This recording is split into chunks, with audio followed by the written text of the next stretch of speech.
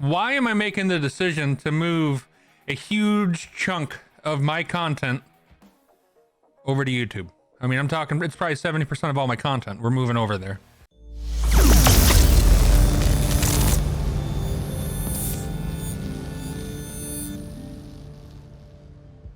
I'm not with this trying to convince anybody that it is where everybody should go.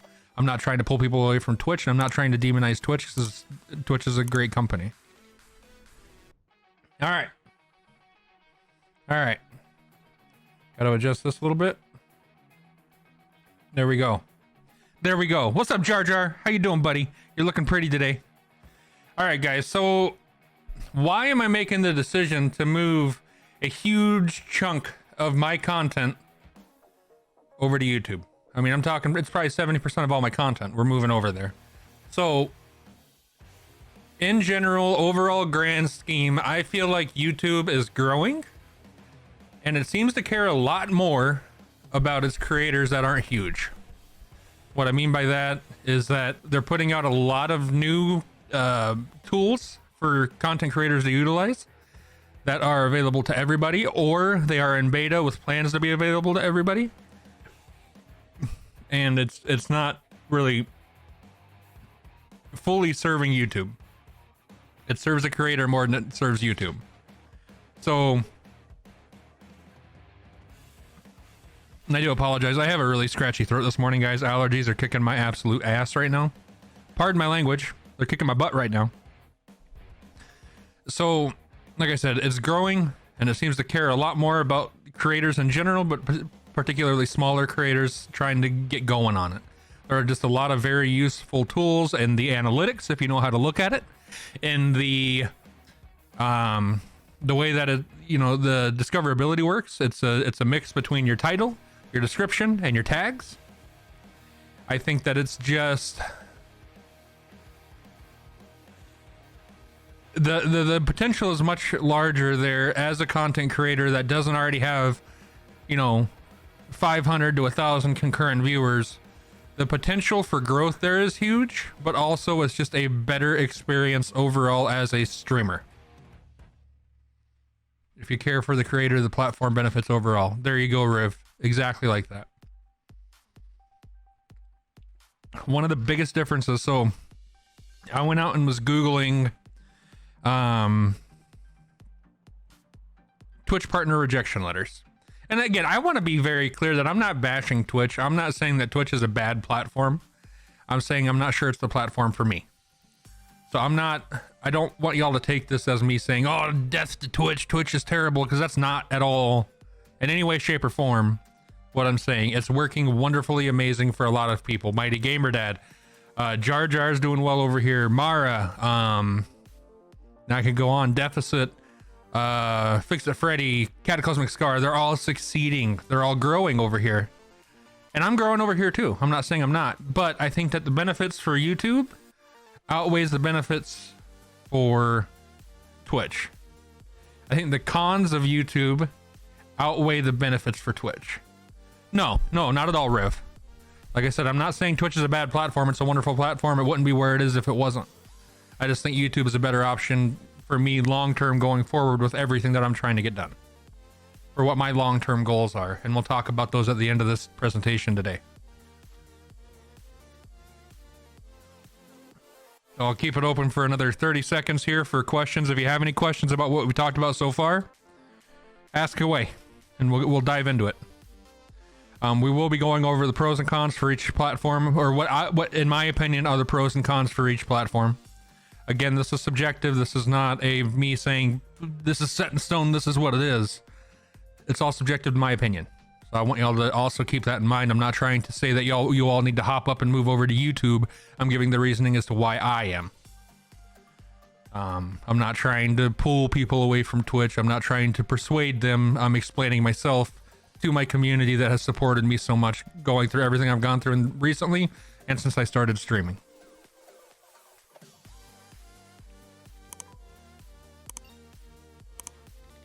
Morning, Sour Patch Queen. How you doing?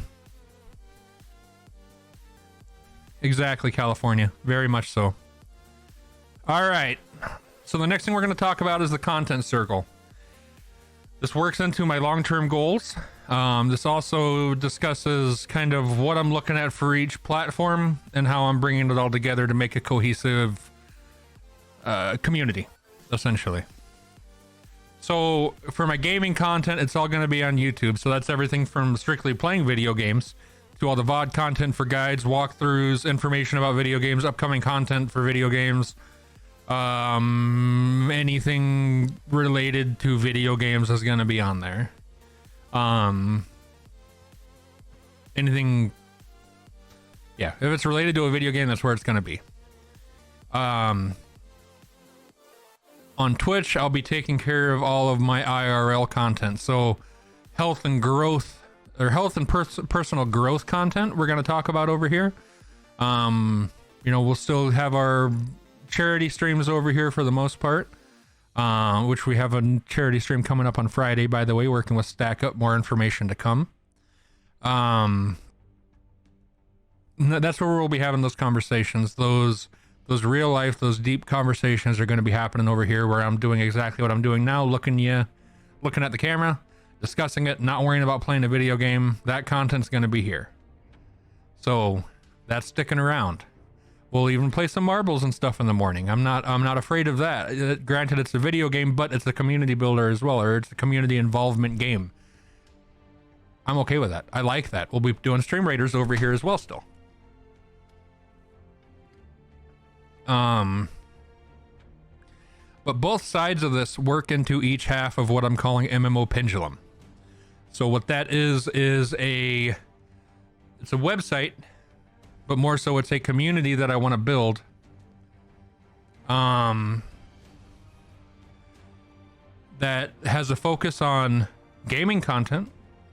So it has content for gamers and streamers, but I also want it to have a huge focus on personal life and how important mental and physical health and wellness is. I want it to be two halves of a whole that is focused on trying to better the gaming and streaming community as a whole, both mentally and physically. It's something that I am working on myself, especially after this huge, I don't like calling it a crisis, I don't know what else to call it, episode, after this health episode that I recently had where I was in the hospital. It woke me up to the fact that I'm living the same way a lot of you are living, or where I was living, and not trying to better the same way that a lot of other gamers and streamers and content creators are living, not caring about my health, not caring about what is important in my life. And I know that there are many of y'all that are adult enough to actually focus on the important stuff. And I'm not involving every single person, but I know that there are more than enough people that were in my shoes.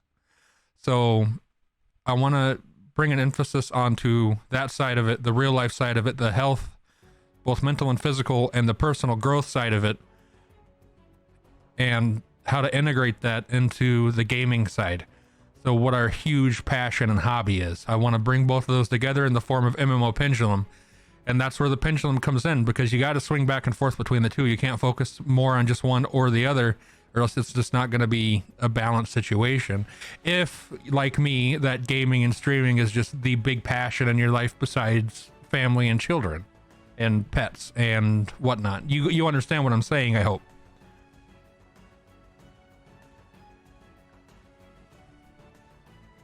So that's where those two sides of it are going to come together, because I think that the health and growth side, the PapaKrund side, I think that's very important. That's why it even has its own YouTube channel for video content. And if any of y'all are interested, you can follow both of my YouTube channels at this link right here, or these links rather. I got both links up there. The IRL content is the first channel, gaming content's the second channel. But outside of that, there's also obviously a component, especially with me moving a good chunk of my content over to YouTube and some of the long-term goals that I'm not saying I'm going to need support, because I don't mean it like that, but if you want to support and you are moved to support that kind of a cause, I also have a Patreon. It's something that I put together here recently. You can find the link for that there, as well as some more information as the long-term goal of MMO Pendulum. It is a very long-term goal. It's not something I'll have up probably even by the end of this year necessarily. I'll be putting together the guides and walkthroughs and the health content so that when I do get it live and have someone that actually knows how to really solidly put together a website, we can just embed the links and videos, because I'm not trying to buy, you know, 80 terabytes worth of hard drive space anywhere. So I have the website already owned, mmopendulum.com. I just need to actually find someone that knows how to put the work into putting it together, because that's something that I don't know and not something that I have the time to learn. But that right there is how everything's going to work together through Patreon. If people are moved to support, they can support me. They can support the long-term goal of MMO Pendulum and bettering people. They can support the Twitch channel, the PapaKrund, the IRL content. They can support the gaming content. There's a lot of benefits, and we're going to deep dive into what that looks like in a few minutes here. So we'll go line by line through this, and I'll kind of discuss each one in detail a little bit. So the first one that stuck out to me right away when I was looking through this is not the most important one, but it was the first one that the biggest difference, I think, between YouTube and Twitch when it comes to community supporting streamer, or community supporting community rather. It has a much higher payout for any of its like subscriptions. So once you do reach that YouTube partnership program, which is 1,000 subscribers and 4,000 hours of watch time, it has a higher payout for those memberships. So when you're supporting the creator, more of the money is going to the creator rather than the platform, which is just absolutely huge.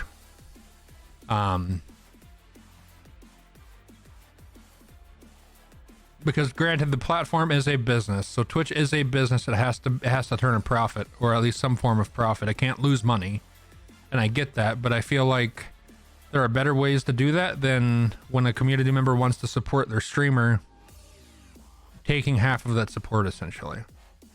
So if someone subs to you for $20 a month, and they're making that commitment to support the streamer for $20 a month, that streamer's only getting $10 of it, and that just doesn't sit right with me. It feels very like Twitch, at least as an affiliate. As a partner, obviously it changes, but as an affiliate, I'm putting the amount of time in that I'm putting in, and Twitch is taking half of that amount simply because they offer the streaming platform, and that bothers me a little bit, because I subscribe to probably 15-20 people, and knowing that I'm paying out 50-ish dollars a month, $50 to $100 a month, and only half of that is going to the streamers that I'm trying to support, it irks me a little bit, because Twitch keeps 90% of ad revenue. So they're already making money off of the ads that literally play every time you join a streamer's channel that is affiliate or above, unless you have a subscription to them, in which case Twitch is taking half of that subscription. Second part of this is that discoverability determined by title, description, and tags. What that means is instead of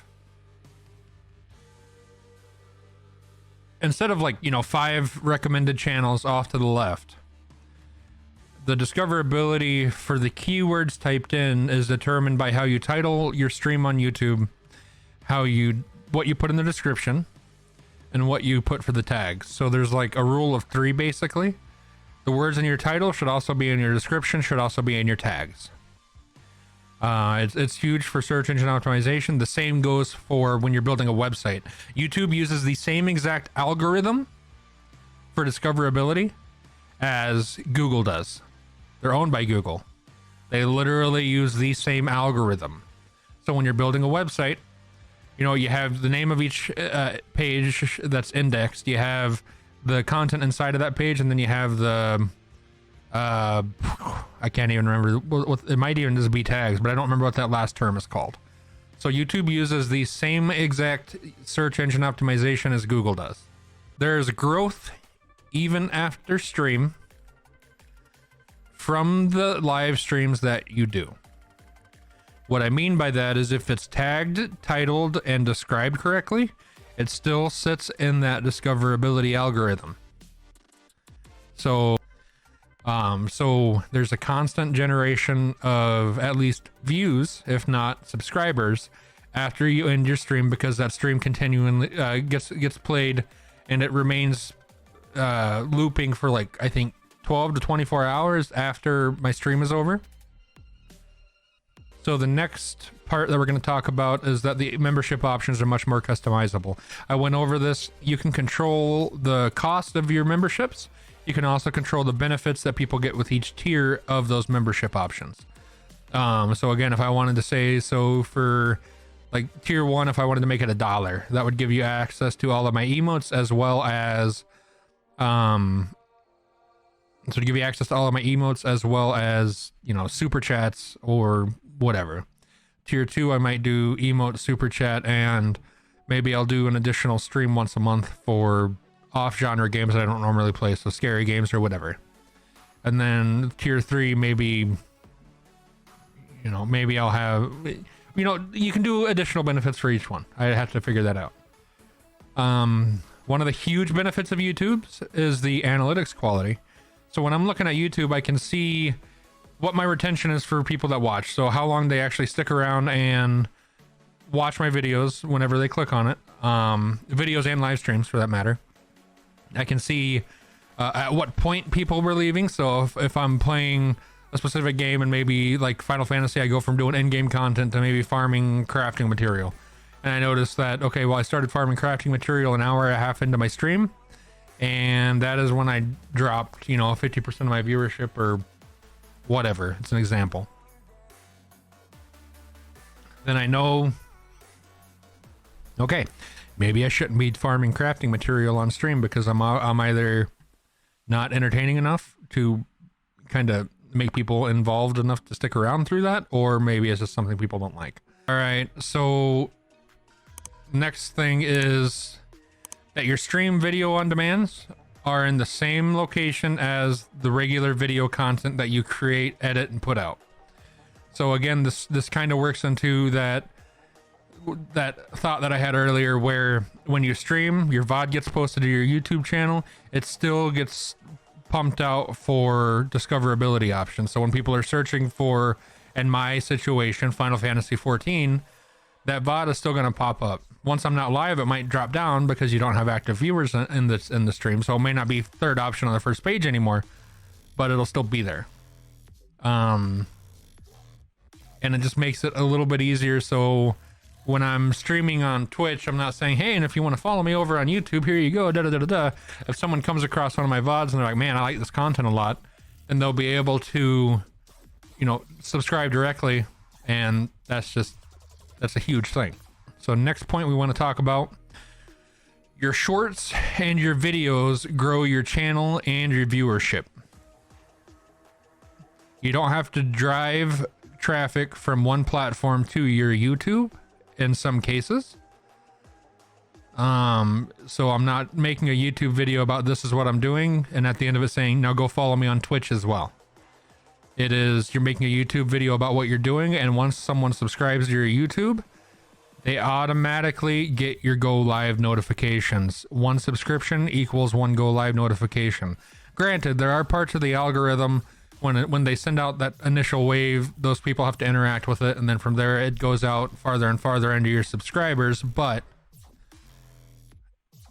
easy rule of thumb, one subscription, if they turn on their notifications, equals one go live notification. There are quite a few features that YouTube is working on. So YouTube is currently testing clips. So the clips feature on YouTube is really, really interesting. So instead of like how Twitch does it, where you clip it and then it puts it into a whole separate category, you can share that out to Twitter. When people click on that Twitter link or that Twitch link from Twitter, it brings them into your clips page, not your live stream. YouTube's doing it in a really cool way where when you clip it, it creates a, you know, kind of a timestamp from this point to this point.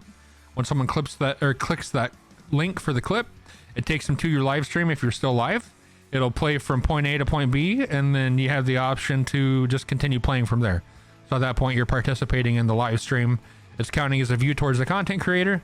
It's helping out all around. It is a much smarter way for people to actually find the content they want to find, rather than finding that one funny clip and not having even the chance to really discover more of it if that clip doesn't entice them enough to take a look at it.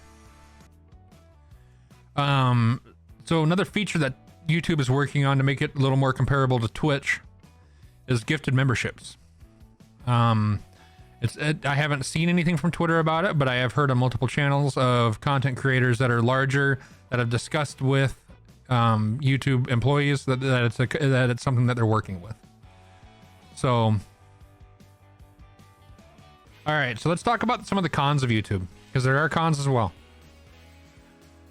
YouTube gaming still has a small viewer base. So while it's a pro because I want to grow with the platform, right now it's also a con because, you know, if I go live playing Final Fantasy 14 and I get my, 15 viewers that come in and hang out while I'm playing, that puts me higher up on the discoverability. There's more people watching Final Fantasy over here. And again, that's just an example. I'm not necessarily saying Final Fantasy is the end all be all, but you understand what I'm saying. Attaining monetization takes a lot of time. It is difficult. It takes time. You gotta make sure that content's the highest quality you can get it and get better each time you go live or each time you post a video. If you're not constantly getting better, you're gonna bore people. And if you're not making content that's relative to what people want to see, no one's gonna watch it. It just is what it is. There's a lack of viewer engagement tools. So over here I have, for instance, Stream Raiders. I can play Stream Raiders. It integrates directly into my Twitch. I don't have a problem with it. There's also, Words on Stream, Marbles. None of that's over on YouTube quite yet. One of the benefits of Twitch is that they are well established. They have the largest viewer base. They are the #1 streaming platform for content creators in the world right now. And this is what it is. But along with that, we'll get into that. They are well established. One of the other benefits is that they have great user interaction. There are so many plugins and other avenues that you can take to get user interaction out of your viewers. Stream Raiders, Marbles, channel points, emotes. I mean, there's just a lot to it. There's a lot of things that you can do to involve your community in what you're playing. There are games specifically made for connectivity with Twitch. YouTube doesn't have that. And that just is what it is. So it is definitely a benefit. People subscribing after the streamer attains affiliate, it's very simple. It's literally a button right below the video that says subscribe. They've made it very easy to spend money and support. So the other thing is raids and shoutouts. So you can do shoutouts via bots for people. You can get raided by people and you can get discovered that way. I mean, YouTube doesn't have anything like that. That's an awesome benefit that Twitch has that really nobody else has. I think Facebook has started getting into it a little bit recently. But Twitch has it, and Twitch has had it for a long time. The other thing, and I think maybe one of the biggest benefits of Twitch, is their panels. So you can put a panel down at the bottom of your stream for just about anything, just about everything. And it makes it much easier to find information about the streamer, to segment out all your socials, to just everything about the streamer and what they're doing. You can easily find it in one spot with nice pictures that make it easy to see what you're looking at and easy to find exactly what you're trying to find. Twitch has it. YouTube doesn't have something like that. So we're going to move on to some of the cons of Twitch. Number one is discoverability. It's hard to get discovered on the platform unless you are using other platforms to drive people to your stream.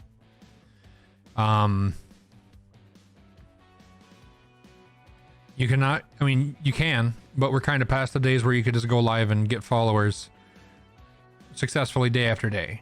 You have to use Twitter, you have to use YouTube, you have to use Facebook to drive people to your Twitch channel. Well, Microsoft was in the game with Mixer, and then Mixer died. They let it die. So I don't know if they'll ever try to get back into it or not. And they let their platform go.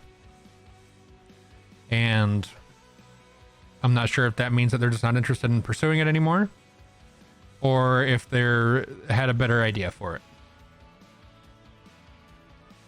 The second con of Twitch is their payout split. 90-10 on ad, 90-10 on ads, so they get 90%, you get 10%. And 50-50 on their subs until you reach partner. So again, we go back to the subscriptions and how I was saying earlier, I spend about $100 a month on streamer subscriptions to support the streamers. They're only seeing $50 of that. That irks me. That irks me a lot. I'm trying to support the streamer. I'm not trying to support Twitch. Granted, Twitch is a platform that needs to make money, and I understand that 100%. But I don't think that they should be taking 50% of that support that I'm trying to give to a streamer. Maybe 30%. Maybe 20%. So then the constant policy changes that seem to be coming out of Twitch, and we're not getting a whole lot of communication about it until like the day before it happens. That's also really bothering me. All these changes and all the policies about policing the community. So if I have a community member that comes in and starts throwing, you know, racial slurs and all this other stuff, I can actually get in trouble for that. Same with if I have a community member that comes in that's under 13 and I know that they're under 13, or they say that they're under 13, I have to ban them. It's not my job to police the people that you are letting come into my stream. It's your job to make sure that it's taken care of. Granted, me being a PG family friendly streamer, when those people do come in and start trolling hard and things like that, I get rid of them. I have no problem doing that, but I shouldn't be able to be getting in trouble because if I miss it or something.